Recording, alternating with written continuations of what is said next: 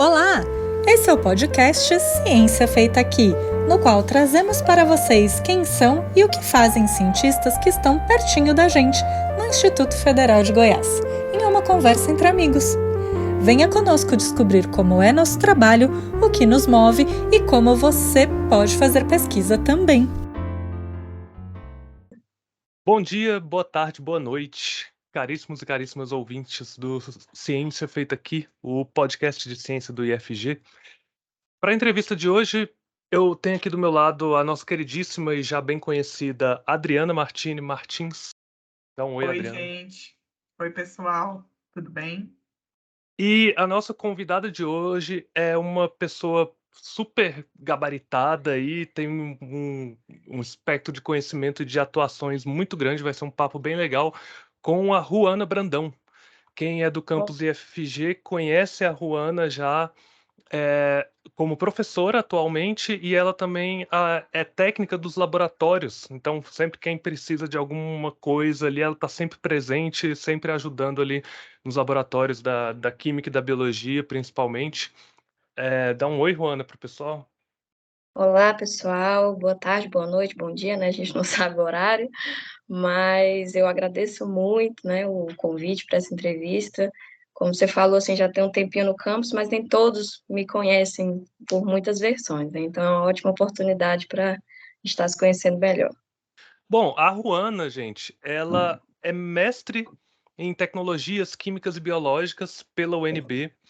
E ela está atualmente no doutorado dela, também na UNB, e trabalhando com coisas de biocombustíveis, que a gente vai conversar um pouquinho aqui. Ela fez a graduação dela na UEG de Formosa mesmo, e atualmente, né, como já falei, ela é servidora do IFG, atuando, né, como técnica dos laboratórios e também como professora atualmente. É, Possui registro no Conselho Regional de Química, então, né, tem uma atuação profissional assim bem interessante na indústria também. A gente vai conversar um pouquinho.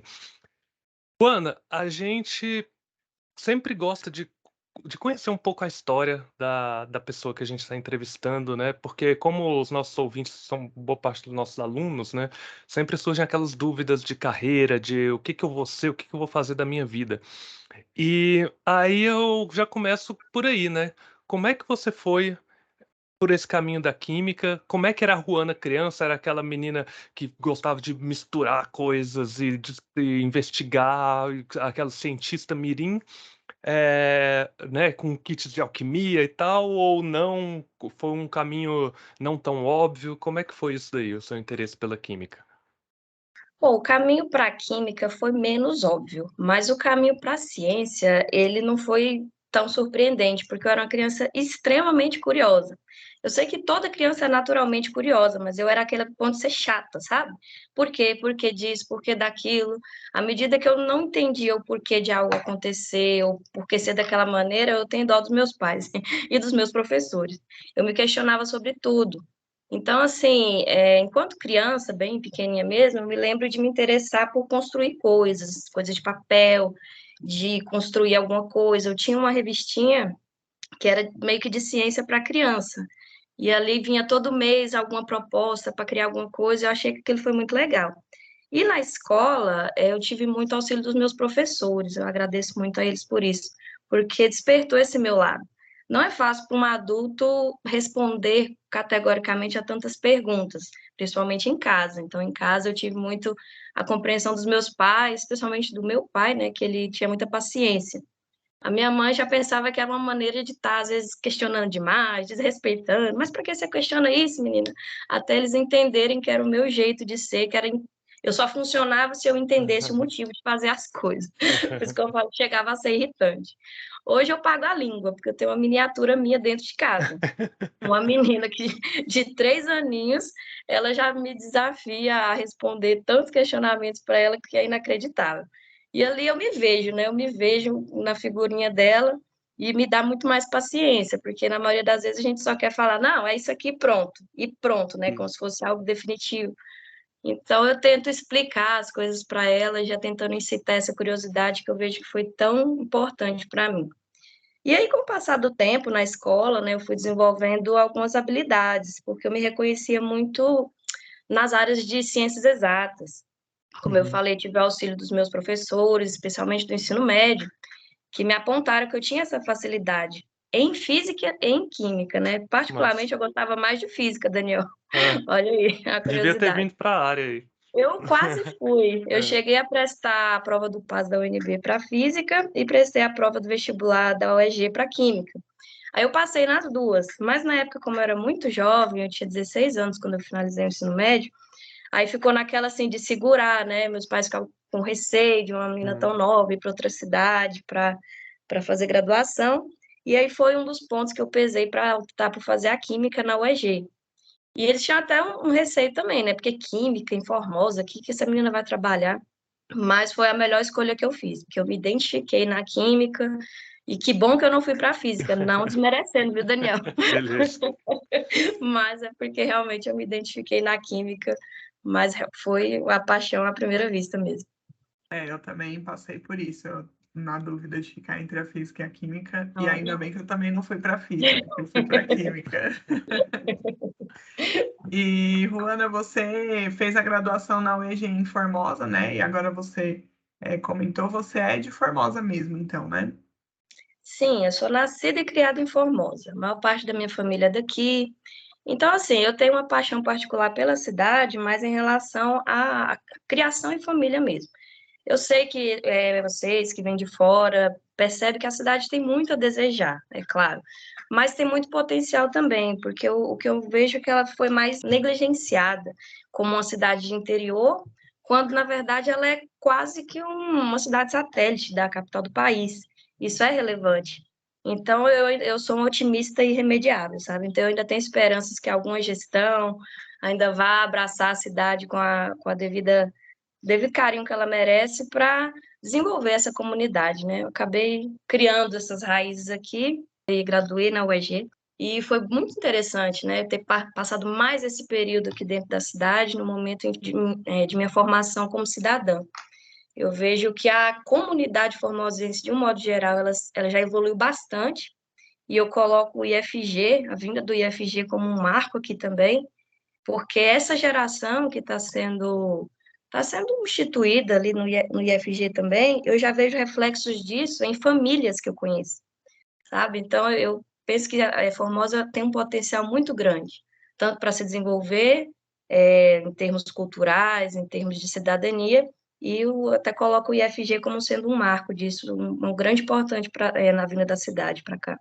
Nossa, você já tocou num ponto que eu fiquei curioso, não estava previsto, mas vamos lá. Hum, É, você mencionou essa questão da vinda do IFG, né? O IFG chegou aí em 2010, né, se não me engano.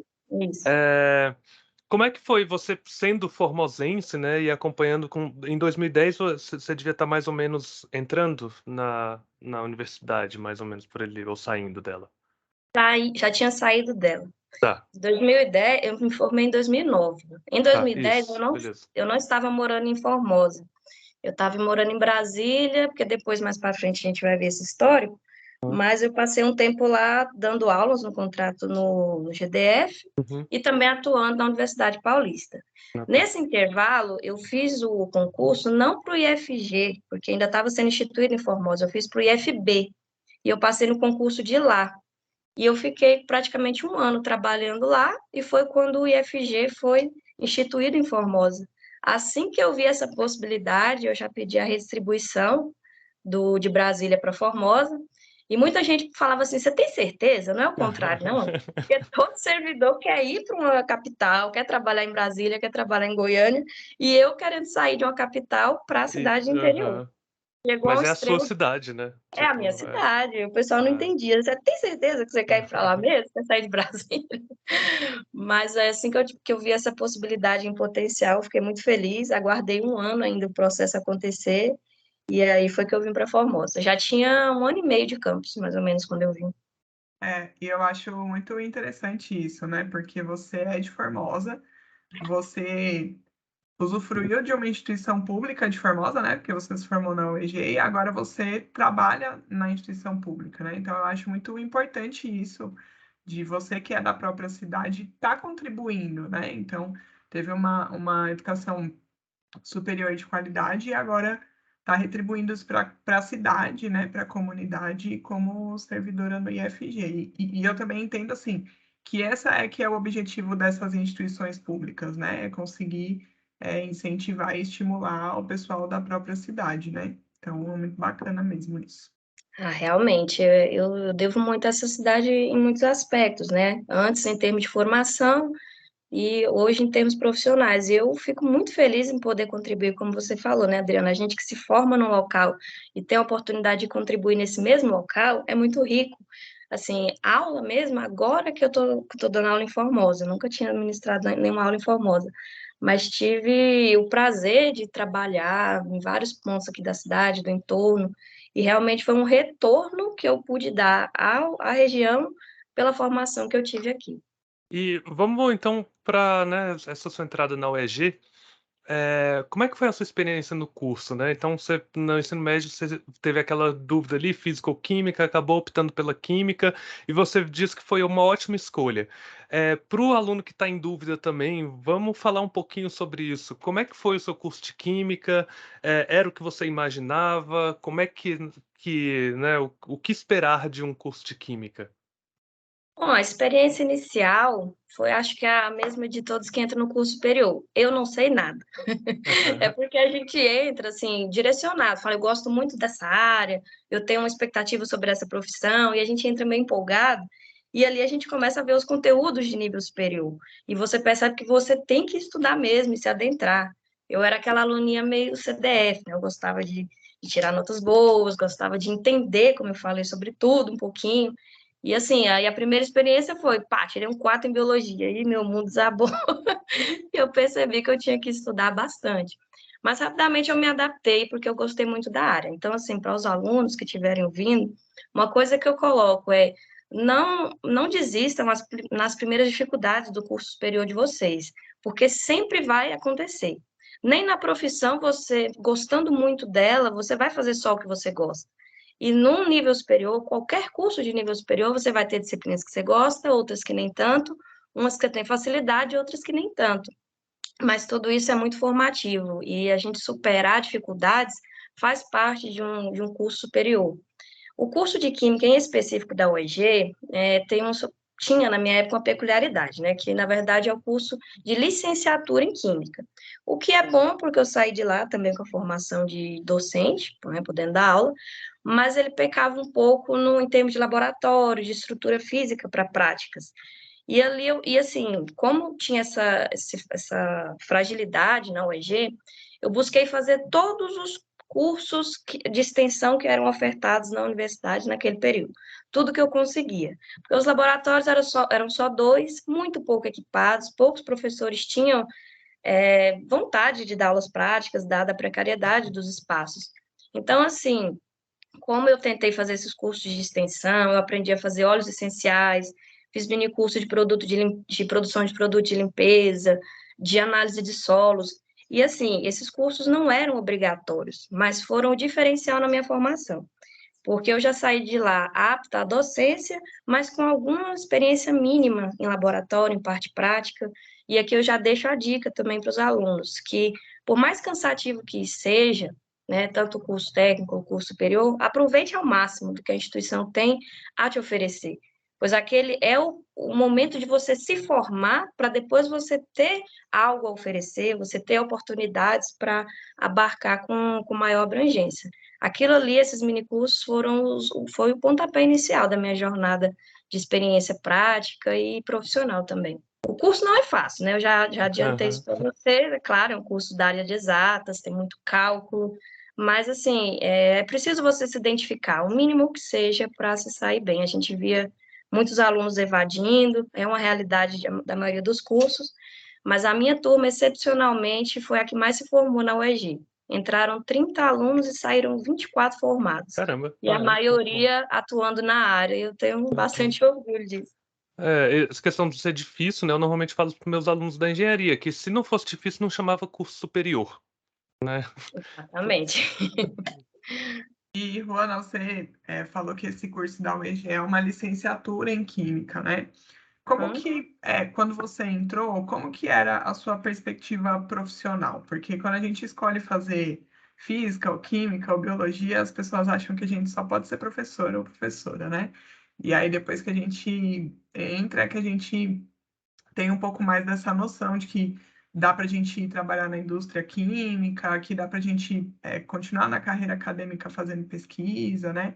Como que foi isso para você, assim? Você já tinha essa perspectiva de ser docente quando você começou o curso? E como que foi isso no decorrer do curso, né? Já que você falou que você fez bastante, vários desses cursos de extensão que são mais voltados para a parte aplicada de química.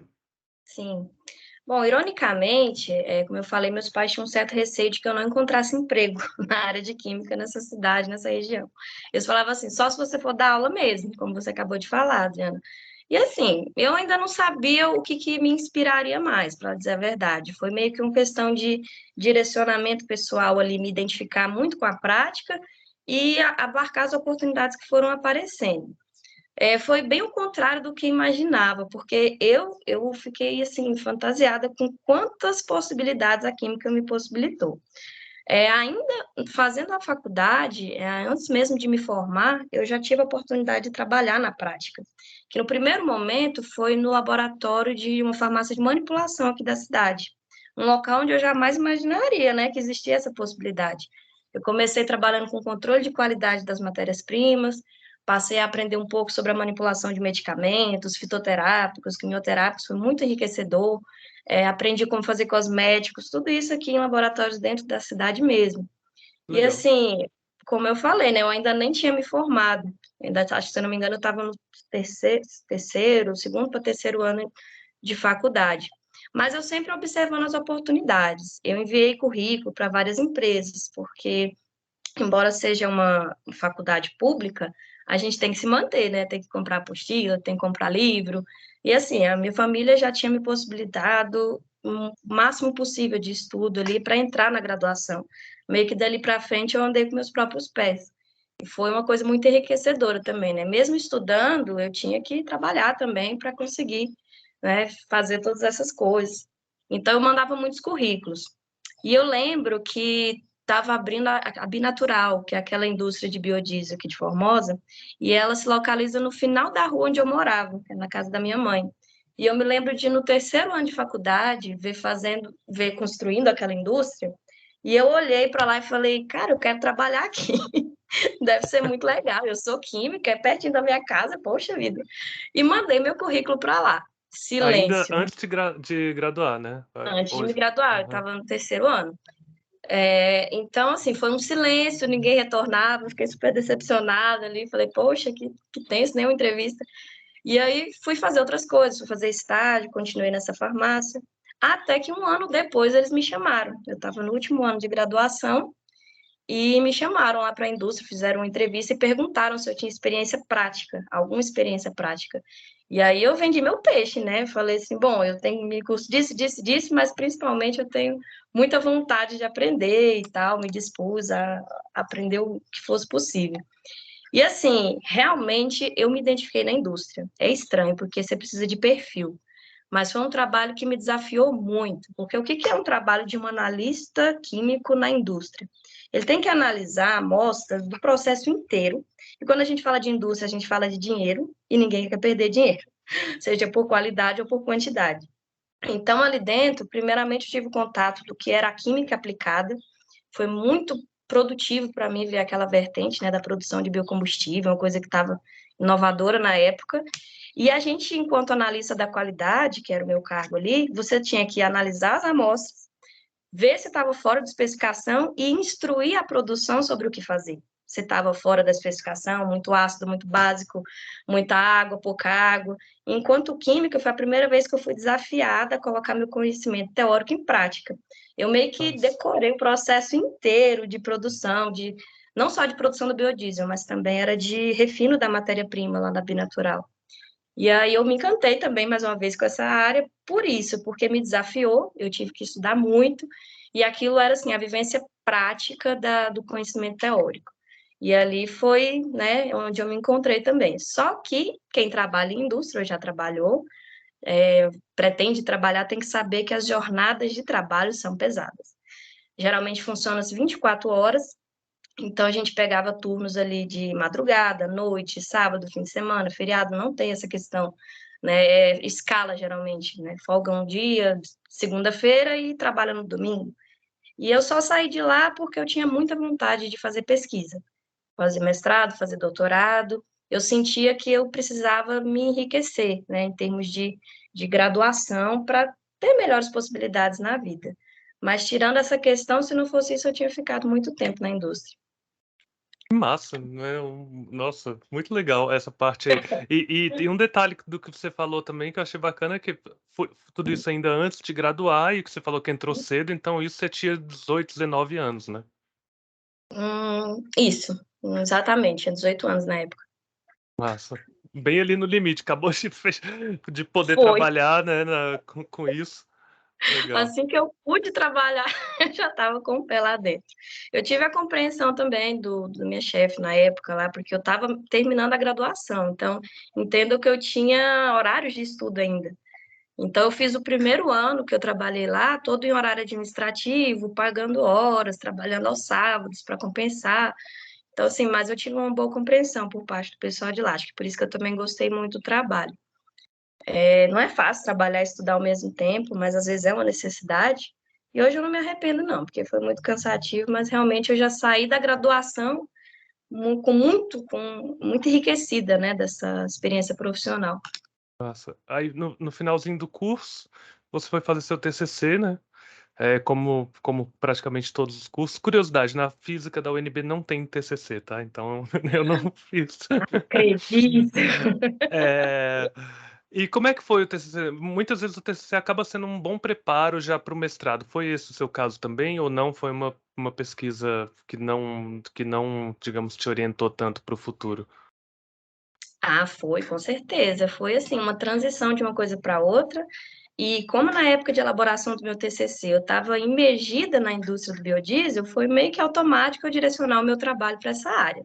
Então, assim, eu já havia desenvolvido muito conhecimento sobre a produção, o tratamento de matéria-prima, processos, reações.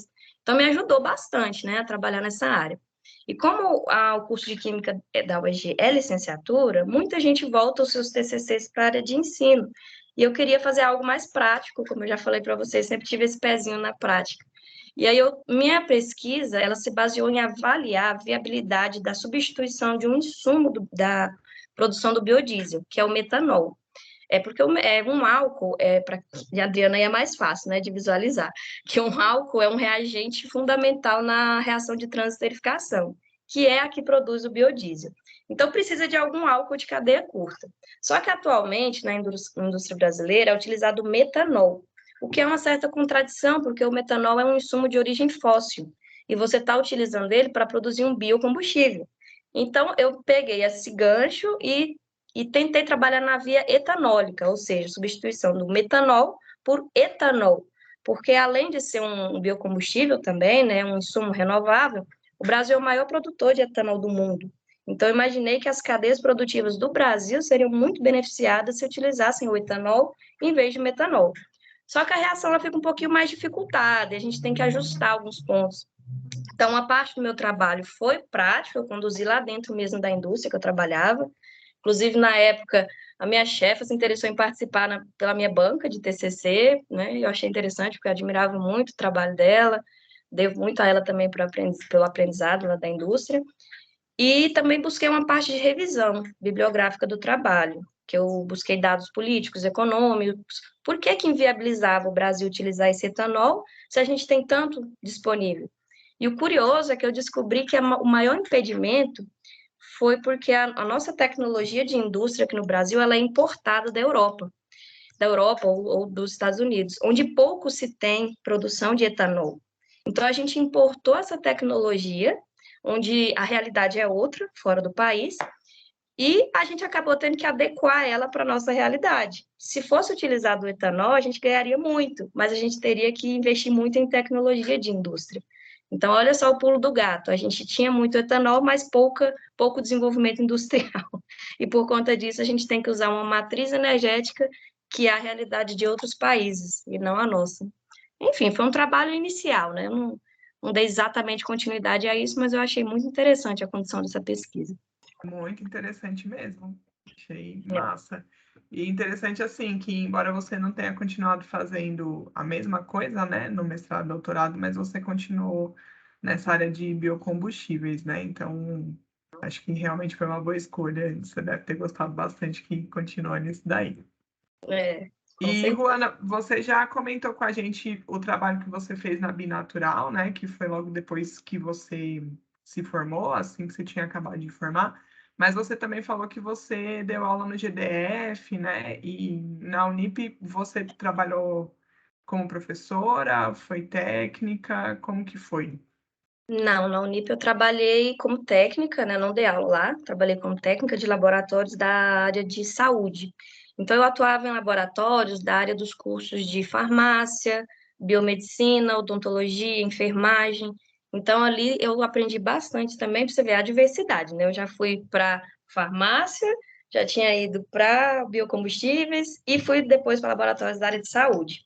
Eu trabalhei em laboratórios de anatomia, de farmacognosia, farmacologia, química, claro, né, também, biologia, deixa eu lembrar, eram tantos. E nessa universidade, eu era responsável técnica também, foi aí que eu já tinha que fazer o CRQ, porque assim, eu já trabalhava com muitos tipos de reagentes, muitos deles eram controlados pela Polícia Federal, pelo Exército, porque são utilizados para fabricação de drogas, explosivos, e precisava desse controle de alguém com registro. Então, eu fui para lá primeiro para ser a responsável técnica por esses reagentes e para trabalhar nesses laboratórios da área de saúde também, dando suporte para pesquisa, para ensino, para TCC e para toda a responsabilidade técnica que envolvia essa parte. Eram laboratórios muito bem estruturados, e ali eu peguei uma mania de limpeza e de organização absurda, né, que já vinha da indústria, porque a gente precisa se organizar muito bem, mas a correria é tanta, né, e na universidade, não, a gente tinha que obedecer já uns critérios bem mais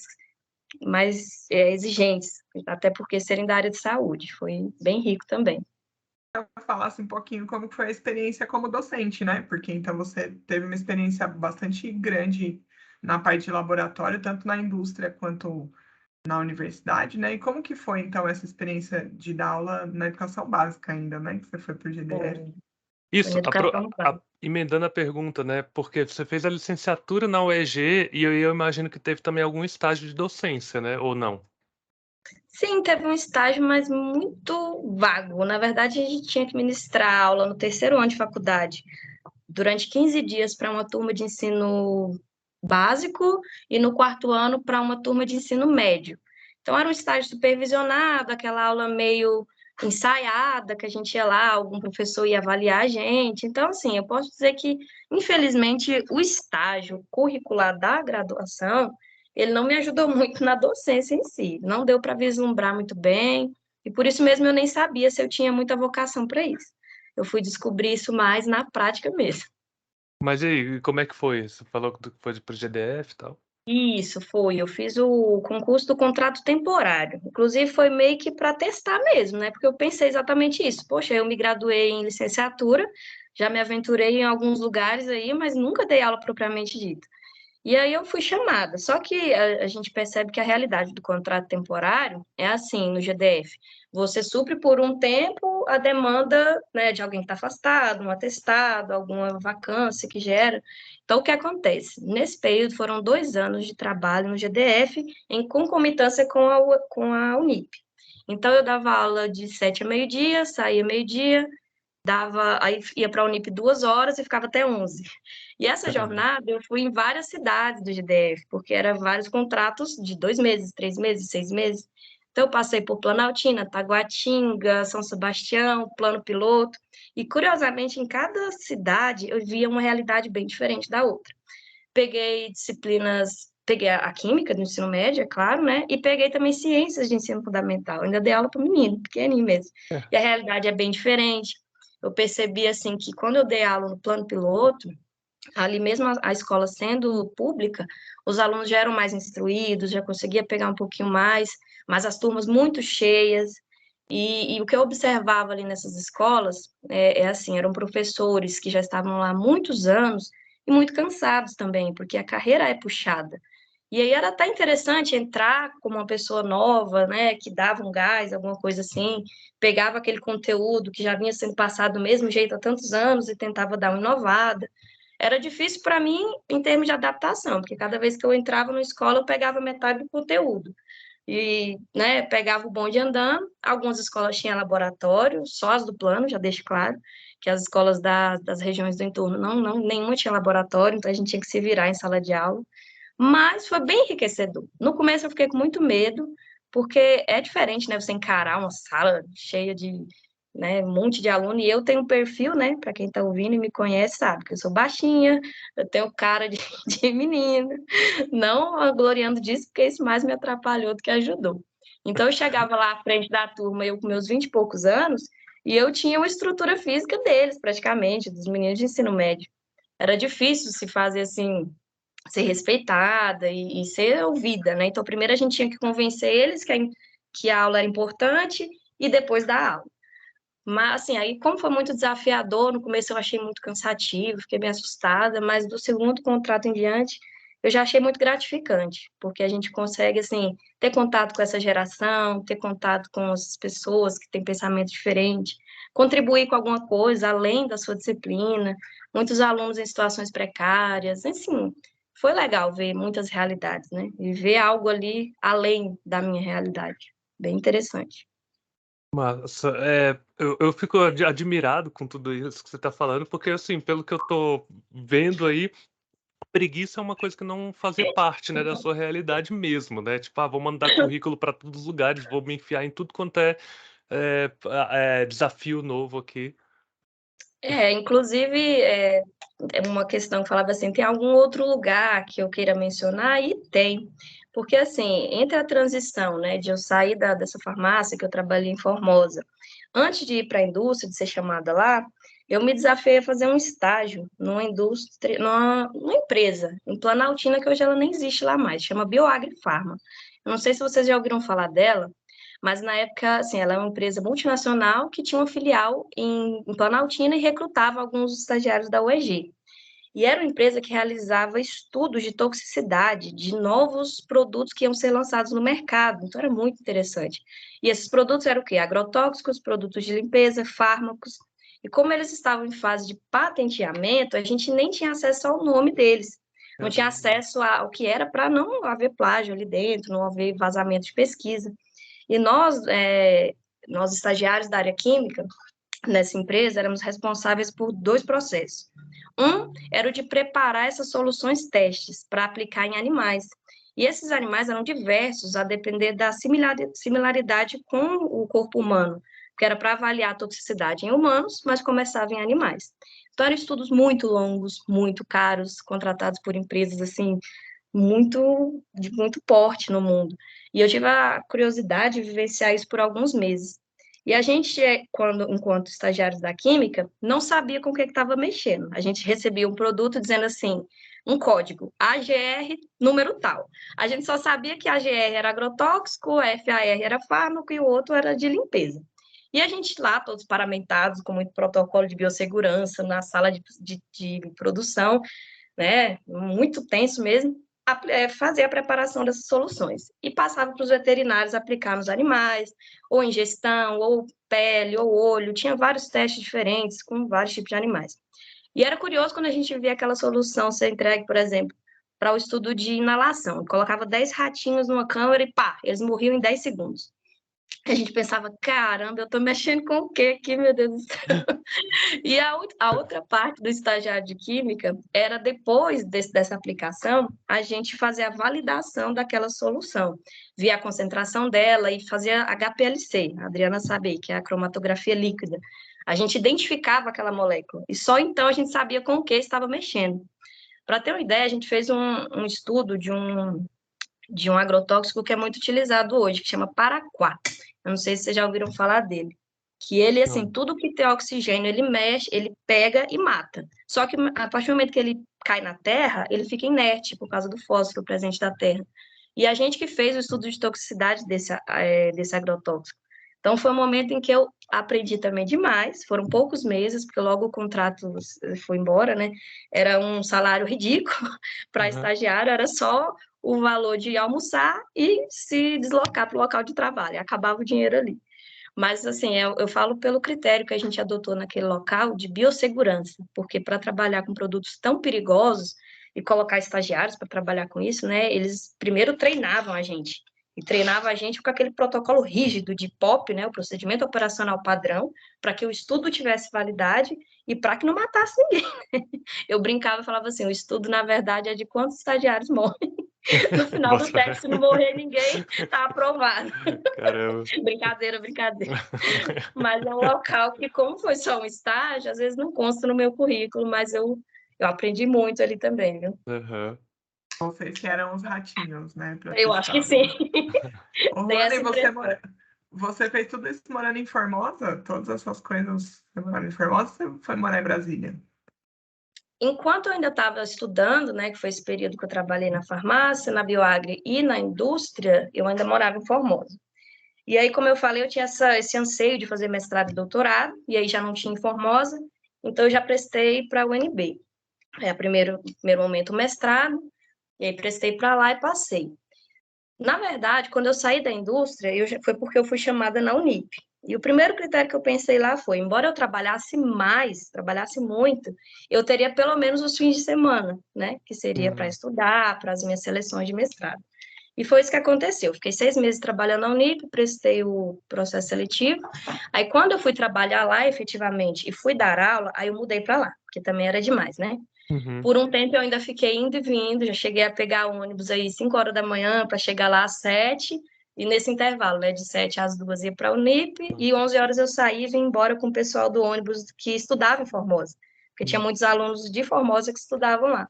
Então eu vim embora com eles. Durante uns meses eu fiz esse trâmite, mas foi ficando cada dia mais cansativo, então eu fui morar lá. Então eu morei em Brasília por 2 anos, que foi esse período que eu fiquei no GDF, e foi nesse período que eu prestei o concurso para o IFG, para o IFB. E, curiosamente, quando eu fui chamada, eu já tinha voltado para Formosa. Aí, nesse intervalo, eu fiquei indo e vindo de novo, até que meu processo de redistribuição saísse para Formosa. E eu fui lotada em Samambaia, viu? Que é, nossa senhora, 2 horas e meia para ir, 2 horas e meia para voltar. É chão. Então, hoje eu prezo muito de morar perto do trabalho. Como é que foi morar em Brasília, assim, para você? Tão acostumado com Formosa, possivelmente você deve ter ido para algum lugar pequeno, porque Brasília é tudo caro. Exatamente. Fui para um lugar bem pequeno, um apartamentozinho ali perto da W4, né, atrás da W3. Muito barulhento, muito caro, nenhum espaço, mas como eu só ia praticamente para dormir, né, realmente eu ficava louca para voltar para Formosa. Acho que é aí que eu enraizei mesmo aqui. Porque, assim, é um lugar bom, é um local que tem acesso a tudo, é claro, né? Brasília é um polo que tudo que você quer, você tem acesso a isso. Mas, realmente, eu não me adaptei muito bem, não. Eu achava, assim, tudo muito longe, um pessoal mais indiferente. Eu tô acostumada com um pessoal mais acalorado, que é de cidade interior. De andar na rua, de encontrar pessoas, era uma coisa que eu não tinha lá. E muitas vezes eu ficava lá direto, porque além disso tudo eu fiz uns cursinhos, né? Não sei como, mas eu fiz uns cursinhos aí para concurso, fazia fim de semana. Nossa. E aí, durante alguns fins de semana eu fiquei lá direto, então fiquei alguns meses sem vir em Formosa. Mas aí não foi muito fácil, não. Fiquei muito feliz quando eu finalmente consegui vir para o IFG. E aí, então, você passou por sendo técnica de vários laboratórios, né? Como você já falou, de várias áreas diferentes. E aí, finalmente, então, você voltou para Formosa, indo trabalhar no IFG. Conta um pouco para a gente como que é esse trabalho de técnica de laboratório. E você passou por laboratórios bem diversos, né? Como que é essa rotina, esse trabalho? O que faz um técnico de laboratório? Um técnico de laboratório, a atuação dele depende muito da demanda do local, né? Como eu falei, eu passei por alguns locais. No IFB, por exemplo, eu atuava na área ambiental, porque lá tinha o curso de controle ambiental. E tinham só 2 laboratórios, era um trabalho bem mais direcionado, era um de fisicoquímica e um de controle de qualidade, se não me engano. Já no IFG, né, eu me deparei com uma diversidade bem maior. Eu, para quem não sabe, eu sou técnica da área química de Formosa, mas os nossos laboratórios, eles abarcam, assim, são laboratórios de ciência que abarcam muito mais do que a área da química. É biologia, é botânica, é microbiologia, a parte de saneamento, de tratamento de águas. E, assim, o trabalho de um técnico ou técnica de laboratório, ele é muito dinâmico, né? Ele exige muito critério, muita seriedade, porque, assim, para quem não sabe, a gente tem a atribuição de garantir a segurança nesses espaços e cuidar do patrimônio institucional também. Num local onde passa tantas pessoas, algumas leigas, né, como é o caso dos alunos ainda, e a gente tem que garantir essa segurança e esse zelo pelo patrimônio. O técnico, ele coordena todas as atividades que são desenvolvidas nos espaços dos laboratórios, aulas práticas, projetos, pesquisa, eventos, estágios, e essa coordenação, ela engloba muita coisa, desde a organização de horários das atividades, dos dias, disponibilidade do material, preparação de materiais, soluções, calibração de equipamento, verificação de disponibilidade de EPI, de EPCs, né, se estão funcionando bem, a orientação dos usuários que vão utilizar aqueles espaços, que é muito importante, né? Às vezes um professor tem muito domínio da área dele, mas vai utilizar um outro espaço, ou um aluno, né, que está desenvolvendo um projeto, a gente tem que garantir que ele saiba o que está fazendo lá dentro, para não ter problemas, não ter acidentes. E envolve também uma boa parte administrativa e burocrática, porque a gente é responsável também, além do patrimônio dos laboratórios, né, quando um equipamento chega, nós, técnicos, somos responsáveis por ir lá, fazer o teste dele, certificar que está tudo funcionando bonitinho, manda a nota para a pessoa pagar e recebe aquele equipamento. Então, a gente fica como sendo os responsáveis por aquele patrimônio, a gente assina esse termo e tudo mais, e aí a gente tem que garantir que ele seja utilizado da forma correta, para a finalidade correta, que haja o registro de utilização daquele equipamento, que é complicado quando existem tantas pessoas atuando naquelas áreas. A gente atende o trâmite de aquisições de reagente, vidraria, equipamentos, materiais de consumo, manutenções, porque a gente que entende, né, o que precisa fazer em cada setor, gerenciamento de resíduos, o que pode ser tratado no campus, o que tem que ser direcionado para outros locais. A gente tem que direcionar materiais perigosos, né, perfuro-cortantes, resíduos disso. Então, assim, é um trabalho extremamente dinâmico e exige muito mais do que você saber da sua área, né? Falar sobre química é só saber de química, não. Acho que é uma das poucas coisas que eu faço lá é trabalhar puramente na química. Claro que o preparo, padronização de soluções, exige esse critério e tudo mais, mas se a gente tiver curiosidade, tiver discernimento, a gente acaba aprendendo muito sobre muitas áreas diferentes ali. Resumidamente, é muito dinâmico e é muito gratificante também. Nossa. Você chegou a mencionar trabalhando na Binatural e várias outras empresas aí que tinha essa questão do horário que você tinha que atender a demanda ali de madrugada, à noite e tal. E aí a Unip, por exemplo, que já era um laboratório, né, com foco escolar, né, digamos assim, de universidade, já tinha uns horários um pouco mais certinhos e tal. Depois você foi para o IFB. Então, aí a gente já vê uma diferença, né, de instituição de ensino para a indústria mesmo, né? Quais outras diferenças que você poderia mencionar do ambiente de trabalho de indústrias e de instituições de ensino, tanto pública como privada? Olha, o trabalho é muito diferente mesmo. Para quem gosta, como eu falei, de desafios, de um trabalho mais dinâmico, assim, em termos de rotina do trabalho, em horas de trabalho, a indústria é ideal, porque realmente você não para, você não tem tempo mal de pensar. E você tem que gostar muito daquele ambiente, porque realmente mal dá tempo de você respirar naquele local. O trabalho numa instituição de ensino, ele é, como eu falei, ele é dinâmico, mas ele é mais tranquilo em comparação a uma indústria. Porque na indústria é como se fosse assim, eu tinha uma jornada de 8 horas de trabalho. Já teve dias de eu não conseguir sentar nessas 8 horas de trabalho, mesmo madrugada dentro. Então, é um momento assim, você entra, você trabalha o tempo inteiro, você é dinâmico, você tem que estar o tempo todo acompanhando aquele processo para dar problema 90% do tempo, então a pessoa também tem que estar condicionada, saber que vai dar errado 90% das vezes e saber o que fazer. Na instituição de ensino, você consegue organizar melhor esse trabalho. Então, ele é um trabalho dinâmico, mas é mais calmo. Se a gente seguir aquelas diretrizes, o trabalho fica bem mais organizado. E em relação à instituição pública e privada, tem muita diferença, sim. Na pública, a gente tem muito mais autonomia, né? Porque, querendo ou não, numa instituição privada, vou, né, relatar um caso específico. Na Unip, por exemplo, a gente também tinha que zelar pela segurança, mesma coisa, né? De patrimônio e tudo mais. E tinha muitos alunos que não queriam respeitar essas normas. Por exemplo, já teve caso de uma aluna querer entrar no laboratório de saia curta, de chinelinho, e era uma aula perigosa, ia trabalhar com reagentes perigosos, enfim. E eu pedi para ela se retirar do laboratório, porque ela não estava de jaleco e não estava de roupa adequada. E isso foi um rebuliço daqueles, porque a menina achava que por pagar a mensalidade, eu não estava no meu direito de pedir para ela se retirar.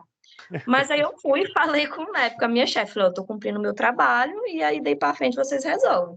E eu achei interessante, porque ela meio que me deu razão e pediu para a aluna se realmente retirar, deve ter comprado a briga. Mas é o tipo de coisa que não acontece numa instituição pública. A gente tem uma atribuição ali, e os nossos direitos e os nossos deveres são mais claros, e a gente tem uma facilidade maior de cumprir. Mas também não é tão fácil. A gente encara outros problemas que na instituição privada não encara. Por exemplo, a falta de recurso. Né? Nas instituições privadas que eu passei, né, é uma questão que a gente não tem muito problema. Ah, eu preciso de uma listinha aqui, né? Uma álcool, preciso desses reagentes, dessas vidrarias, desses equipamentos, papapá. Você passa e na semana seguinte você tem aqueles materiais. E na instituição pública, não. É um desafio diário controlar tudo que a gente tem no campus para atender as nossas demandas. É tirar de um e colocar no outro, é pedir que tenha cuidado, é pedir que utilize o mínimo possível, é estar sempre inserindo as nossas demandas em pregões de outros campos. E mesmo assim é muito complicado. Então a gente encara situações diversas, por um lado boas e por um lado ruins nas duas entidades.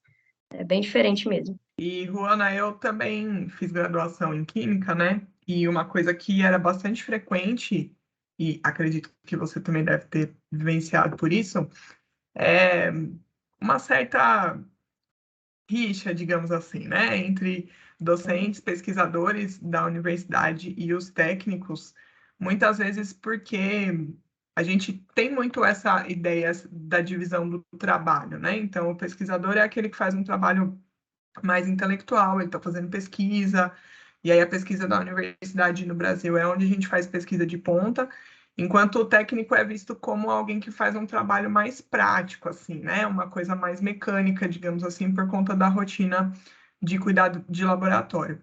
E eu achei bastante interessante você ir descrevendo o que você faz agora lá no IF como técnica, porque, primeiro, que é bastante coisa, né?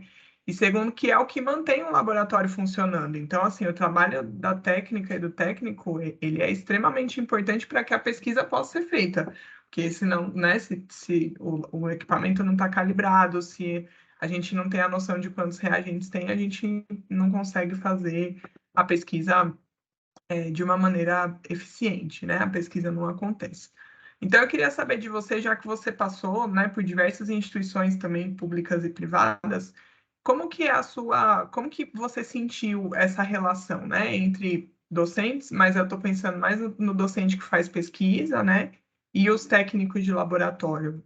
Você também sentiu isso? E aí você atuando como técnica, né, como que você percebe essa relação? É uma excelente pergunta, Adriana. E assim, eu hoje, até mesmo dentro do IFG, por ter vivenciado as duas realidades, tanto de docente quanto de técnica dentro da mesma instituição, eu tenho até uma visão mais formada sobre isso. Existe sim uma disparidade em termos de o que cada um faz naquele ambiente, mas existe um preconceito, sim, talvez por uma questão de status, porque para um técnico de laboratório, teoricamente, cabe uma pessoa com nível de formação médio. Eu falo bem teoricamente mesmo, porque eu falo bem de forma sincera, uma pessoa de nível médio dificilmente conseguiria abarcar as atribuições que a gente tem ali. Mas há E essa você é visão. E você é técnica, mas você tem nível superior, né? Você não fez curso técnico de química, você é graduada em química, né? Exatamente, eu nem curso técnico eu tenho, mas existe essa visão em termos de status, às vezes, algum preconceito por parte ou da comunidade ou de um segmento quanto a outro. Mas o que eu percebo é que, no fim das contas, um não entende a especificidade do trabalho do outro. Geralmente é isso que gera essa disparidade. Porque se a gente for a fundo no que é o trabalho do docente, ele é um trabalho muito difícil, porque não é só ir lá dar sua aula e ir embora. Você tem que preparar a sua aula, você tem que rever seus conceitos, se atualizar, corrigir coisas, lançar coisas, fazer projetos, participar de reuniões, dar atenção àquele aluno que tem uma dificuldade maior, ficar prestando atenção no que tem que melhorar. Então, assim, não é, a gente às vezes tem uma visão limitada do trabalho docente, porque dá a impressão que ele é muito voltado, assim, a pessoa só vai lá dar sua aula e vai embora. Da mesma maneira, existe uma impressão um tanto superficial do trabalho do técnico. Dá uma impressão que ele só está ali para atender àquela demanda. Cada professor ou cada grupo tem sua especificidade, e se ela é atendida, tudo bem. Ele nem procura saber o que o técnico de fato faz, o que ele precisa saber. E hoje, no Campus Formosa, assim, eu vejo que a gente tem muito material humano, muito rico mesmo, tanto de docentes quanto de servidores técnicos. O que acontece é que a gente olha para o crachá, às vezes, e não olha para a pessoa atrás do crachá, o que é que ela tem para contribuir naquela instituição, que é muito além de um cargo. Muito além de ser técnica administrativa, técnica de laboratório, ser docente da área de química, docente da área da, né, história, existe uma carreira ali por trás, uma história de vida ali por trás, em que as pessoas podem contribuir muito umas com as outras e com a instituição. Se a gente olhasse mais as pessoas atrás dos crachás do que esses cargos que estão escritos ali, eu acho que a gente enriqueceria muito. Primeiro, na compreensão do trabalho um do outro, e valorizar cada um na sua posição, né? Você está ali porque você tem uma bagagem de vida que contribui com a instituição, eu estou ali pelo mesmo motivo, o colega, servidor da TI, por exemplo, eu não entendo nada de TI, então eu tenho que valorizar muito o conhecimento que ele tem, e quando a internet cai no campus, por exemplo, o povo sai gritando, quem é que vai resolver o problema? Então, cada um está ali por um motivo, porque tem um conhecimento para passar, porque tem uma função muito específica que o outro não consegue fazer, né? Então, a gente, se pensássemos mais em termos disso, né, de contribuições do que de cargos, acho que a gente teria um ambiente um pouco mais saudável. É isso que eu percebo. Fica assim, como você falou, se não tiver o trabalho do técnico, a pesquisa não se desenvolve. E não é só a pesquisa, é a aula prática, é o projeto, é a extensão, são os eventos. Porque, é como eu falo, é como se fosse uma casa que frequentasse um monte de famílias ao mesmo tempo, e a gente tem que manter a organização e a salubridade naqueles ambientes. Para isso acontecer, a gente tem que ter um mínimo de colaboração. Imagina se todos entrassem, fizessem a bagunça que fizesse, fosse embora a próxima pessoa que entrasse e encontrar com aquilo sem saber o que fazer. Então, é um trabalho nosso, enquanto técnicos, possibilitar todas as atividades e que todas elas estejam nas melhores condições possíveis para se realizar situações seguras, disponibilidade de materiais, acesso aos ambientes, o prédio tem que estar ok, então tem que estar de olho em manutenção até predial, é a torneira que não funciona, é a janela que quebrou. Então, é um trabalho tão diverso, e para você ter uma ideia, quantas vezes, né, vários professores chegaram em mim e falaram assim, eu não sei fazer isso, porque, né, é uma solução ou uma calibração, como é que esse equipamento funciona? Aí eu tenho que estudar para atender aquela demanda. Então, no fim do dia, eu meio que estudei um pouquinho sobre um monte de disciplinas e conteúdos diferentes, então, assim, a gente acaba tendo um conhecimento muito rico, e que era interessante que aquela comunidade vislumbrasse isso, porque a gente tem muito a contribuir. E se a gente se ajudar, em vez de ter preconceitos, acho que a pesquisa vai sair com mais propriedade da nossa instituição. Só para complementar. Massa. Bom, e aí falando em pesquisa, eu vi ali pela linha do tempo que você começa seu mestrado basicamente no mesmo tempo que você entra no IFG, né? Ou algo bem próximo ali. Você já falou, né, que você já estava trabalhando na Unip, fazendo os processos seletivos. Como é que foi essa escolha de área? Você já estava com uma área muito bem definida? Você queria mesmo seguir nessa coisa dos biocombustíveis? Qual foi o tema do mestrado? Como é que foi esse processo para entrar no mestrado e o desenvolvimento da pesquisa, né, e os resultados dessa pesquisa? Fala um pouquinho para a gente. Bom, eu ainda não tinha perspectiva de projeto. Eu sabia que eu queria fazer na área da química, não sabia ainda no que, mas me interessava muito a área de biocombustíveis. Então, eu precisei o processo seletivo, num primeiro momento, para um programa que é de tecnologias química e biológica, eram os dois juntos, que dentro desse programa tinha a área de biocombustíveis. Então, eu fui, assim, entrei no programa meio que sem saber se eu ia conseguir entrar nessa área, mas como já tinha essa prerrogativa, eu prestei essa seleção, que era de uma prova discursiva e uma prova de línguas, tinha vários conteúdos muito multidisciplinares, né, química e biologia, então eu estudei bastante isso aí, assim, não gabando nem nada, nesse processo eu fiquei em primeiro lugar, foi muito legal, porque foi o primeiro processo seletivo que eu participei de mestrado, então eu nem pensei duas vezes, já entrei logo. Não pude pegar a bolsa porque eu já estava trabalhando, na época, no IFB. Quando eu entrei no mestrado, eu estava no IFB, foi bem na transição para o IFG mesmo. E aí, como tinha essa vertente do biocombustível, eu procurei orientadores que tinham esse tipo de projeto. Na época, essa seleção não exigia que você tivesse um pré-projeto. A gente fazia ele depois da seleção. E aí, meio que tinha um professor que tinha acabado de voltar da Espanha, né, o Marco Juliano Prauschner, e ele trabalhava em alguns assuntos da Petrobras na Espanha. Então, ele trabalhava um pouco com combustíveis. E ele estava sem nenhum aluno de pós-graduação, e foi eu e um colega, coincidentemente, do Instituto Federal de Minas, estávamos aí procurando orientadores, e ele, né, perguntou se a gente queria trabalhar na área de biocombustíveis aeronáuticos. Eu falei, quê? Nunca ouvi falar, mas quero. Aí, quando ele falou a palavra biocombustíveis, eu falei, quero. Nem sabia do que se tratava o resto. E aí, esse colega do Instituto Federal de Minas, que tinha entrado junto comigo, ele quis participar também, e ali se formou o nosso grupo de pesquisa. A primeira proposta, como o mestrado ele é muito rápido, né? Ele é só 2 anos e tem tanta disciplina, estágio para cumprir, enfim. Aí a primeira proposta foi a gente provar que era possível desenvolver um biocombustível aeronáutico. Por quê? Porque a gente fez um levantamento bibliográfico e, na época, isso foi em 2013, não se existia nenhuma perspectiva de produção industrial de um biocombustível aeronáutico. Tinha o quê?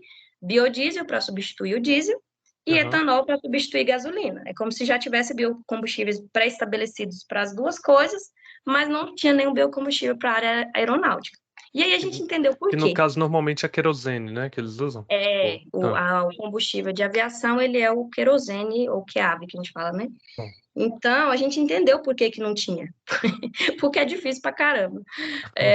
A prerrogativa do biocombustível aeronáutico é que ele não pode ser diferente em nada do combustível vindo do petróleo. Para quem é da química e sabe que, por exemplo, o etanol tem uma função orgânica de álcool, enquanto que o diesel, a gasolina é um hidrocarboneto, eles são bem diferentes, embora atuem no mesmo motor. O diesel, ele também é um hidrocarboneto, e o biodiesel é um éster, é outra função também, mesmo que atue no mesmo motor, com algumas diferenças. E o querosene de aviação, dada a sua especificidade de segurança, como ele tem que suportar variações de pressão e temperatura muito grandes, e se ele não funcionar, a consequência é catastrófica, a prerrogativa mundial é que mesmo que você parta de um óleo ou de uma biomassa, você tem que chegar no produto final igualzinho o hidrocarboneto, que é o querosene. Então, a gente começou com esse desafio, a gente testou vários óleos, né, fizemos vários processos reacionais, pegamos um catalisador extremamente caro, que a gente chama de zeólita, que ele tem poros bem definidos para selecionar o que entra e o que sai, e a gente provou que é possível fazer. A gente escolheu o óleo de coco como matéria-prima, porque a cadeia carbônica dele, ele é bem parecida com a do querosene, só que a gente tem que tirar um grupo funcional, que é a parte oxigenada da molécula. Esse era o desafio. E o meu mestrado foi isso, né? A gente, primeiramente, provar que era possível fazer esse biocombustível a partir de uma biomassa. E a gente provou que era possível e, né, que primeiro tinha que desoxigenar a biomassa e depois converter ela em um produto de boa qualidade para ser aplicado. A gente teve bons resultados aí nos ensaios físico-químicos. Caramba, que fantástico isso. Mas aí eu fico curioso, justamente. Isso para mim parece uma coisa bem inovadora, né? Você sabe se teve consequências disso daí, desdobramento, se isso daí foi para frente ou ficou aquela coisa, a pesquisa muito legal, mas aí foi, sabe, foi guardada e não seguiu. Então, ao longo dos anos, né, que a gente trabalha com isso desde 2013, as revisões bibliográficas mostram que muitos estudos têm sido feitos nessa área. Aí, como eu falei, depende muito da especificidade de cada país. Por exemplo, a gente utilizou óleo de coco porque aqui no Brasil a gente tem uma possibilidade de adquirir isso em larga escala. Então, a gente meio que direcionou isso para cá. E Nossa. continuamos essa pesquisa no doutorado também, né? O que a gente seria a próxima etapa? Não só mostrar que era possível, mas mostrar que era viável. Porque a maior parte das pesquisas, elas esbarram na viabilidade. Você mostra que é possível, mas não é inviável, você tem que parar por aí. E para mostrar que era viável, a gente teve que pegar na parte econômica, né? Que onde pegava para nós era esse catalisador, que era muito caro, para chegar nessa reação. Aí a gente começou a desenvolver nossos próprios catalisadores no doutorado. Utilizamos, aí assim, no doutorado eu fiz um outro processo seletivo, já acho que já estou entrando na Isso. segunda pergunta, né? Era isso que eu ia falar. Vamos, como é que foi? Terminou o seu mestrado, deve ter sido super elogiada aí. Bom, Conta aí pra gente da transição. foi uma continuidade do grupo de pesquisa, mas num outro programa. A gente, depois de sair do Tecnologia Química e Biológica, a gente foi para o programa de pós-graduação em Físico-Química, porque ali a gente precisava de ensaios reacionais mais aprofundados. Aí a gente, claro, o objetivo final ainda era o biocombustível, mas a gente precisava fazer ensaio de pressão, temperatura, gases, que gases utilizar, e isso é muito da físico-química e da catálise, né? Então, o que a gente fez? Vamos desenvolver catalisadores para mostrar que nossa reação pode acontecer com um catalisador mais barato. E aí a gente começou a fazer carbono ativado a partir de casca de coco, né? A gente ficou no coco aí esse negócio, né? De manhã, de tarde, de noite, eu falo que era igual o bonequinho do pica-pau. Eu não aguento mais coco, de manhã, de tarde, à noite. Tava mais ou menos assim. Era casca de coco, catalisador e óleo de coco para fazer o produto. E a gente fez o carbono ativado de casca de coco para chegar no material parecido com aquela zeólita que a gente tinha que comprar, que era muito cara. A gente desenvolveu 34 catalisadores diferentes, com platina, com níquel, com molibdênio, junto com esse carbono ativado. Desses 34, 3 mostraram excelentes resultados na conversão. E é o que eu estou tentando fazer agora, né? É finalizar, fechar essa parte. As reações já foram feitas, a gente já tem o produto com, né, excelente potencial. A gente já fez os ensaios físico-químicos do querosene comercial e do produto que a gente obteve, e mostra muita similaridade. E essa pesquisa, assim, ela acontece em vários países diferentes, mas com realidades diferentes. Então, a nossa pesquisa ela é um tanto inovadora porque ela traz a realidade do Brasil, é meio que buscando a viabilidade aqui dentro, sabe? Então, a gente tem boas perspectivas aí para estar voando com biocombustíveis aeronáuticos em breve. Massa. Juana, eu vou fazer uma pergunta bem química agora, porque eu achei muito legal também essa questão do biocombustível para aeronáutica, né? Você falou que o biocombustível tem que ser igual o querosene, mas ele tem que ser igual quimicamente, então tem que ser a mesma composição, ou nas propriedades físico-químicas, por conta do que você falou, que tem variação de pressão, de temperatura. As duas coisas, Adriana. Você tem que chegar num ponto tal que você não consiga distinguir um do outro. Porque, por exemplo, a gente tem que utilizar a mesma infraestrutura de aeronaves, mesma infraestrutura de abastecimento. É uma área que ela é muito sensível, não dá para você adaptar motor de avião ou assim, ter a possibilidade de entupir um filtro, de alguma coisa lá não funcionar corretamente. Então, o que acontece? Quimicamente falando, ele tem que chegar no hidrocarboneto. Não pode ter nenhum conteúdo oxigenado, porque o querosene é um hidrocarboneto de 9 a 15 carbonos, e a gente tem que chegar nessa composição química. Fisicamente falando, em termos de propriedades, ela tem que ter uma composição físico-química que não é só um hidrocarboneto normal, linear. Ele tem que ter ramificações em volta dele para não empacotar as cadeias e não solidificar, né? Quimicamente falando é isso.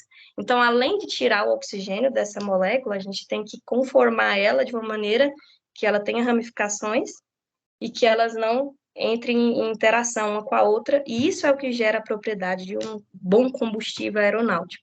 A gente tem que adequar as duas coisas. É o desafio maior, no caso, né? Realmente. Nossa, agora veio a química que existia dentro de mim, ela voltou agora com esse assunto. Nossa, adorei, achei muito legal. Massa mesmo. Eu tô de Mas cara agora aqui eu vou também. voltar agora para as coisas que eu tenho feito mais recentemente, né? E eu sei, Juana, que você tem uma filha pequena, né? Você comentou já que ela tem 3 anos. E então, ela nasceu, né, quando você estava nessa loucura de trabalhar e fazer doutorado. E como que foi, né, então, passar por essa experiência da maternidade nesse contexto de ter uma demanda muito grande de trabalho? E como que tem sido para você conciliar, ainda mais agora que você, além do trabalho de técnica, você também está dando aula lá no IFG? Conta aí um pouco como que tem sido essa experiência com a E, maternidade. e concluindo o doutorado, né, ainda. É. Então só acrescentou, né? Parece uma missão impossível, às vezes, assim. Mas é com muito jeitinho a gente dá um jeito. Não é fácil. Quando eu descobri a gravidez, eu estava no auge do doutorado, eu estava afastada do trabalho do IFG exatamente para fazer o doutorado, e foi um impacto muito grande, porque não tinha sido programado, embora na época ainda estivesse casado e tudo mais. Em termos de vida pessoal, vida acadêmica e vida profissional, virou de cabeça para baixo. Por quê? Como eu acabei de falar para vocês do meu trabalho, no doutorado, a gente fazia pesquisa com pressões elevadas, temperaturas, reatores, e é um trabalho muito insalubre. Então, a partir do momento que eu descobri a gestação, eu já tive que me afastar do trabalho de doutorado. E é por isso que eu não terminei ele ainda, inclusive. Porque primeiro eu tive que me afastar da pesquisa durante todo o período da gravidez, só fiquei fazendo revisão bibliográfica, isso aí, né, atrasou bastante o procedimento. E assim, depois que ela nasceu, passados 6 meses, quando estava finalizando a minha licença maternidade, que eu ia retomar meu trabalho e até a vida no IFG mesmo, já estava voltando, veio a pandemia. Então, assim, foram 2 anos que entraram dentro da minha licença maternidade e pararam, assim, esse tempo nesse momento que eu tive a minha filha. Então, assim, como eu falei, eu sou uma otimista incurável, né? Então, eu gosto de ver o lado bom de tudo. E se teve um lado bom nessa pandemia, para mim, foi em termos de eu poder ficar mais um tempo em casa, acompanhar a minha filha mais de perto, até assim, ela ficar mais independente. Hoje ela é independente até demais, não precisava ter sido tanto assim, né? Mas me ajudou nesse ponto. A gente criou um vínculo muito forte. Eu pude amamentar ela até os quase 2 anos de idade, então eu gostei muito de ter essa possibilidade. Muitas pessoas não têm. E esse vínculo foi muito importante para esse momento de agora.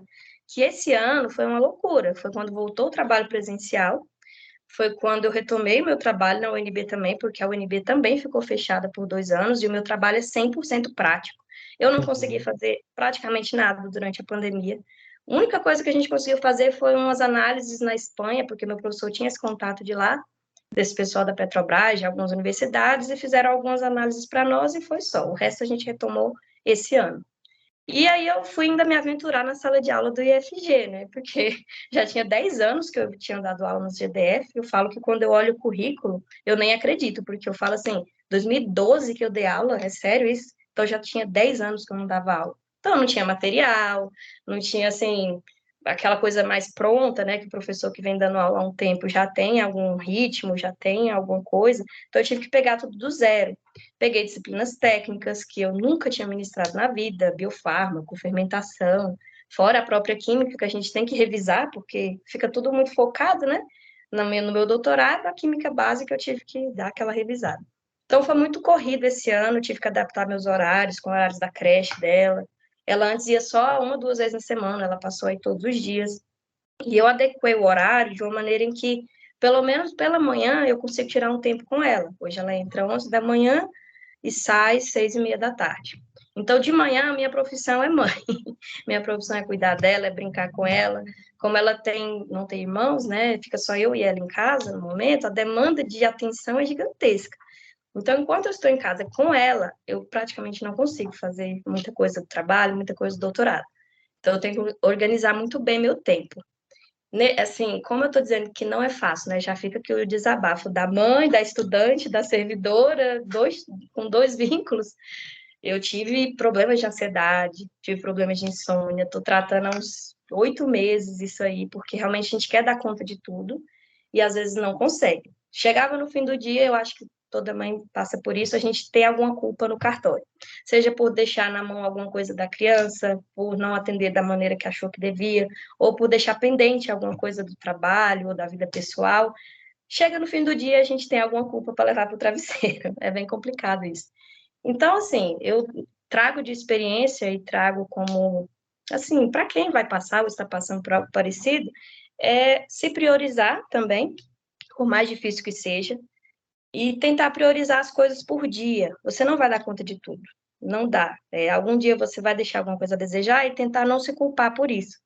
Eu procuro ter os meus fins de semana com a minha família, eu tento me cuidar o máximo que eu posso, porque isso me faz bem, me motiva, né, para dar conta dessas coisas. Então, por mais demandas que eu tenha, eu tento o máximo que eu consigo ainda me dar uma prioridadezinha, tirar um período para divertir, para estar com meus amigos, minha família, é o que me dá um pouquinho de lucidez para dar conta do dia a dia. Resumidamente, é uma corda bamba, mas vale a pena baseado no que a gente quer como expectativa de vida. O meu trabalho estava muito tempo parado, né, pela pandemia, pela maternidade, então eu meio que retomei todos os meus projetos de uma vez. E aí eu entendo que isso é um período transitório e, se Deus quiser, ano que vem eu vou estar um pouquinho mais tranquila. Essa é a ideia. Ô, Juana, se, né, algum aluno estiver ouvindo a gente e tiver como eu, assim, falando, caramba, que fantástico, quero trabalhar com essas coisas, quero ser orientado pela Juana. Há alguma possibilidade disso acontecer? Você toca algum projeto de pesquisa que aceitaria alunos trabalhando junto? Como é que tá isso? Ou você pensa em iniciar isso em algum momento, caso não esteja algo, né, acontecendo nesse momento? Como é que é para os alunos interessados aí? Bom, é uma ótima pergunta também, porque eu já pensei em muitos projetos de pesquisa para desenvolver no Instituto, e, sendo bem sério, eu nunca consegui levar para frente, por conta dessa demanda, né, tão gigante. Antes era o mestrado, depois foi o doutorado, depois foi a pandemia, aí agora, né, concomitante com a maternidade, com a sala de aula. Então, assim, muitos alunos, até agora que eu estou ministrando aulas, já me perguntaram sobre possíveis projetos, e eu quero sim desenvolver coisas no IFG. Assim, os alunos que me procuraram, né, que falaram assim, até que você perguntou, o que que a pessoa precisa saber? A pessoa não precisa saber no primeiro momento nada, ela tem que ter a curiosidade, muita, e a dedicação de saber, assim, que tem que ter um cumprimento, que ela tem que aprender, que ela tem que estudar bastante. Mas eu quero desenvolver um projetozinho lá de produção mesmo de biocombustíveis dentro do Instituto, eu acho muito legal. Do próprio gerenciamento do nosso resíduo, ou trazer, né, levar para os laboratórios, por exemplo, resíduo de óleo da casa das pessoas, e a gente transformar isso em alguma coisa lá no Instituto. E assim, eu tenho em mente vários projetos de pesquisa e de extensão também. Eu só não consegui desenvolver por conta de tempo mesmo, mas eu pretendo finalizar, se Deus quiser, o meu doutorado até fevereiro, março do ano que vem, até porque esse é o meu limite, eu tenho que Aham. terminar nesse prazo. E eu acho que depois de finalizar esse doutorado, eu vou estar com as coisas mais bem estabelecidas para tocar esses projetos e chamar os alunos para a gente trabalhar junto. E o estágio do terceiro ano, por exemplo, o pessoal do Biotech, não rola alguma coisa, talvez? Rolaria, talvez, direcionada para a área técnica, de laboratório, né? Porque como o estágio na nossa instituição, ele é uma coisa que acontece ao longo de todo o semestre, Uhum. então não seria um projeto de uma demanda específica. Eu tenho essa pretensão também, por exemplo, de pegar alguns alunos e mostrar para eles a realidade de um técnico de laboratório na prática, né? Durante Aham. tal horário, mostrar o que tem que ser feito nos laboratórios, qual tipo de coisas que a gente tem que estar atento, qual tipo de rotina de preparo das aulas. E assim, eu entendo que é um possível trabalho para eles, né? Essa questão de estar na instituição, eu tenho certeza que muitos vislumbram trabalhar na instituição. Então, acho que se fosse propor um estágio, seria voltado para o que eu faço mesmo, que é da área técnica de laboratório. Aí eu mostraria que existe possibilidade não só de química, mas de ciências, de anatomia, de controle ambiental, que é o caso da Nayara, que é técnica em controle ambiental. Então, tem várias possibilidades ali que os alunos poderiam se enquadrar. Você tá cheia de coisa aí, tá vendo que tem mais um monte de coisa, né, que dá para fazer. Então, Oh, exatamente, a gente nunca fica postando. eu falo assim que nunca melhora, né? Eu sempre penso, não vai melhorar, nunca melhora. É, Sempre é muita demanda. ter positividade. É. E, Rua, nas entrevistas do podcast que eu participo, eu sempre pergunto para as entrevistadas e para os entrevistados sobre a crença em Deus e a religiosidade, né? Ainda mais a gente que é da química, da física, as pessoas acham que nós somos pessoas totalmente insensíveis e que não temos essa parte espiritual, né? E como que é Verdade. isso para você? Você acredita em Deus? Você segue alguma religião? Conta um pouquinho pra gente como que é. Sim, eu acredito, independente de que nome algumas pessoas possam dar, eu acredito sim numa entidade maior do que nós. E ao longo da minha vida profissional, com essa curiosidade que eu sempre tive de entender como as coisas funcionam, é como você falou, às vezes tem-se uma visão de que o cientista é por natureza ateu ou não acredita em nada ou em ninguém, porque a gente meio que entende como as coisas funcionam, procura entender, e se há uma lógica, meio que você pensa, não, então eu já sei como isso funciona, não existe uma entidade maior através de que isso aconteceu. Mas para mim foi o contrário. Quanto mais eu entendia das coisas da natureza, do universo, eu sempre gostei de astrologia, astronomia. Tenho livros do Stephen Hawking, buracos negros, né, origem do universo, eu amo essa parte também, né, desde o ensino médio. E filosofia, que desde o ensino médio também, quando eu comecei a gostar de ciências da natureza, meus professores me despertaram um gosto também pela filosofia. Eu comecei a ler livros de filosofia e psicologia. E assim, quanto mais eu conhecia sobre o ser humano, sobre a natureza, sobre o universo, e entendia que tudo funciona perfeitamente, na minha cabeça era inegável uma entidade maior regendo tudo isso. E além disso, eu tive uma criação assim, meio dúbia, porque a minha mãe era de família católica, meu pai era de família adventista. Ele meio que saiu da igreja e se batizou na igreja da minha mãe para eles se casarem. Mas, assim, na vida que eu cresci dentro da minha casa, eles não frequentavam nenhuma das igrejas. Mas eles não põem um alimento na boca sem agradecer e não vão dormir sem fazer suas orações. E foi isso que eles meio que ensinaram para mim e para os meus irmãos. E aí, com esse crescimento dentro de um pé numa igreja, um pé na outra, vendo algumas discrepâncias em um lado, algumas discrepâncias em outro, algumas coisas que eu concordava, outras que não. E meus pais foram muito democráticos. Eles não nos obrigaram a seguir nenhuma linha nem outra. Eles falavam para mim e para minha irmã: quando vocês crescerem, vocês decidam o que vocês querem seguir. E foi isso que a gente fez, né? Depois eu fui me batizar depois de adolescente, eu mesma que escolhi, fui lá por conta própria. E não frequento assiduamente nenhuma igreja, meio que eu peguei isso deles. Mas eu tenho essa crença, eu sinto Deus na minha vida, eu faço as minhas orações, e essa visão de ter duas religiões próximas a mim, somada com o que eu gosto de aprender até sobre outras religiões, me deu uma visão bem ampla das coisas e de muita tolerância, pouco preconceito. Hoje eu respeito todas as crenças. Sei que cada pessoa tem a sua razão de seguir o que segue. Mas aí eu sigo dessa maneira, não frequento exatamente uma igreja, mas sinto a presença de um Deus ali na minha vida, no meu coração. Massa, bom demais. A gente está encaminhando para o final. O papo tá muito bom, mas já estamos aí com quase 1h30 de papo. Eu falo demais. Não, eu sei que a gente. Não, eu tô super empolgado, assim, dá vontade de sair perguntando tudo sobre a sua Eu vida, sobre o seu também. trabalho. Daria para ir longe, né? Mas a gente pode ir longe em outros episódios, focar assim. Vamos fazer um episódio só sobre o trabalho da Ruana. Dá para fazer Oh, isso também. adoro. É, Bom, mas aí a gente gosta também de encerrar saindo um pouco, né, da questão acadêmica, indo para a parte da diversão. E você falou Sim. que gosta, né, de assistir um filme de vez em quando e tal. E a gente deixa esse momento final para, tipo, deixar uma sugestão cultural para os nossos ouvintes, que aí pode ser relacionado ao seu trabalho ou não. Pode ser um filme, um livro, músicas que você goste, jogo de videogame, sei lá, qualquer coisa assim, né? Os parquinhos favoritos para levar seus filhos, né? O que você quiser aí deixar de recomendação cultural. Ah, muito legal essa parte também, né? Porque a gente não é só trabalho, né? A gente também tem nossa parte Exato, cultural. exato. Olha, música eu não vou nem sugerir, porque eu sou muito eclética mesmo. As minhas playlists pessoais, elas vão.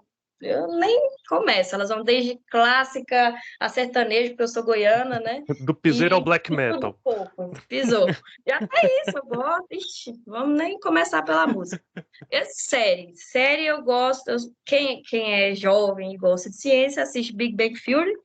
E eu sou fãzona da série Friends. É o momento que eu falo que eu desligo a minha mente só pra rir. Eu só fico rindo daquelas bobeiras. Tirando a última temporada, eu fiquei fã de Game of Thrones, pra quem gosta. Nossa. Mas é claro que tirando a última temporada, que foi Sim. um horror aquilo ali, né? Um trauma na vida da pessoa. Eu tenho vontade de ler os livros ainda, né? Que dizem que vai ter um final diferente da série. Tomara que tenha mesmo, porque foi um horror. De filme, os meus dois preferidos, não sei se vocês conhecem, um deles chama Um Sonho de Liberdade, que é baseada na história de O Conde de Monte Cristo. Cara, é um filme fantástico, que chega no final, eu não vou dar spoiler, né? A gente se surpreende, o cara fica na prisão um tempo, e enfim, né? Assistam para deixo como recomendação. Mas o meu principal, o filme que eu mais gosto, se chama O Sorriso de Mona Lisa. Vocês conhecem esse filme? De Conhece? nome só, nunca vi, eu nunca vi. Fala da história de uma professora tida como progressista numa escola conservadora de meninas, na década de 60. É com a Julia Roberts, se eu não me engano. Nossa, aquele filme é fantástico, porque ele mostra assim, uma visão de mundo das mulheres que naquela época era inimaginável. Era só assim, a mulher só nascia para casar, ter filho, cuidar da casa e tudo mais. E essa professora vem, cria um monte de problema, cria um monte de problema com as alunas, que também são conservadoras, e assim, o final também surpreendente, né? Para as pessoas que ela mais foi odiada, no fim do filme são as que mais devem a ela. E livros, vou finalizar com os meus dois livros preferidos, que é desde adolescente também, eu li ele quando eu tinha 15 anos, os dois. Vocês devem conhecer, que chama O Mundo de Sofia e O Dia do Coringa. São do mesmo autor, que é Jostein Gaarder. O Mundo de Sofia, ele fala de uma menina que o autor interage com ela enquanto personagem, mas ela não sabe que a história dela está sendo contada pelo autor do livro. Então, nos leva a um questionamento bem impactante, né? Porque a menina é uma personagem e o autor se refere a ela assim, como se ele estivesse escrevendo a vida dela. E em algum momento ela fica sabendo disso. E é um impacto na nossa vida como assim, quem escreve o nosso destino? Será que somos nós mesmos? Será que tem alguém que está escrevendo a nossa vida? Será que a gente é o autor da própria história mesmo? Ou tem um regimento maior que vai além de mim? Então, eu achei essa reflexão muito legal. E o Dia do Coringa, ele conta a história de personagens de 4 tribos que viviam numa ilha e funcionava tudo bem. Cada tribo tinha uma função, todo mundo estava feliz, e tinha só um personagem que não se encaixava em nenhuma das tribos. Ele sabia um pouquinho de cada coisa, mas ele não se encaixava em nenhuma delas. E ele tenta fugir dessa ilha, porque ele é discriminado, as pessoas, né, acham que ele é esquisito, porque ele não se enquadra em nenhuma tribo. E quando ele sai da ilha, é que ele percebe que, aí faz alusão aos 4 naipes do baralho, né? As 4 tribos eram os 4 naipes, e ele era o Coringa. Ele não nasceu para se encaixar, ele nasceu para poder participar de qualquer tribo que ele quisesse, ele se encaixaria se ele quisesse. Então, eu achei também essa reflexão muito legal, porque a gente percebe, né, que o indivíduo que ele era discriminado por não se encaixar em lugar nenhum, na verdade, ele é o Coringa, ele era o que mais tinha valor, porque ele poderia se encaixar em qualquer lugar à medida do que ele quisesse. Então, assim, hoje eu vejo a minha história de vida mais ou menos assim, como um Coringa, porque eu precisei me encaixar em adaptar também muitas realidades sociais, profissionais, econômicas, emocionais, e eu meio que pensei não ser capaz de um monte de coisas que depois eu acabei percebendo que eu era capaz sim, bastava eu querer me esforçar e ter muita persistência e muita fé. E é isso, pessoal. Espero que vocês tenham gostado. Massa, nossa, bom demais. Eu tô aqui deslumbrado. Imagina. Bom, com isso a gente encerra a nossa entrevista. Eu, sei lá, eu tô com aquele sentimento de que, nossa, não deveríamos, né, encerrar agora. Acho que tinha tanto mais coisa para a gente conversar, mas enfim, eu acho que também estamos, né, já 1h30, acho que já tá de um bom tamanho, mas nossa, eu tô muito satisfeito, muito feliz. Eu tenho a agradecer imensamente aí, Ruana, de ter topado a participar, a Adriana, né, de ter topado ajudar aí também na entrevista. Foi bem massa as contribuições das duas, e Ruana, foi fantástico conhecer a sua história. Eu espero que todos que estejam ouvindo, né, estejam com um sentimento parecido. Só para Mas, agradecer esse convite, porque embora eu já esteja ali no Instituto Federal de Goiás, por exemplo, há 10 anos, é um convite a gente conhecer a história um do outro, porque às vezes a gente está ali tendo contato com a pessoa durante tanto tempo e não tem ideia da história dela. Eu sou contadora de história, mas eu gosto de ouvir também. Então eu fico muito feliz de ter esse espaço aqui para estar compartilhando um pouquinho só desse tantão de coisa. eu agradeço também o Daniel por ter convidado, né, para estar aqui, a Ruana por ter vindo. E foi ótimo mesmo saber de todas as suas histórias, né? Acho que é muita experiência em lugares muito diversos, né? Então, isso é muito bom. E é isso. Obrigada. Esse foi o Ciência Feita Aqui, projeto de extensão do Instituto Federal de Goiás, parceria entre os campos Formosa e Anápolis. Arte, edição e divulgação por Michele Barbosa e Ítalo Henrique Carvalho. Visite nosso site extensão.ifg.edu.br/Ciência Feita Aqui para ouvir os outros episódios e deixar seu comentário.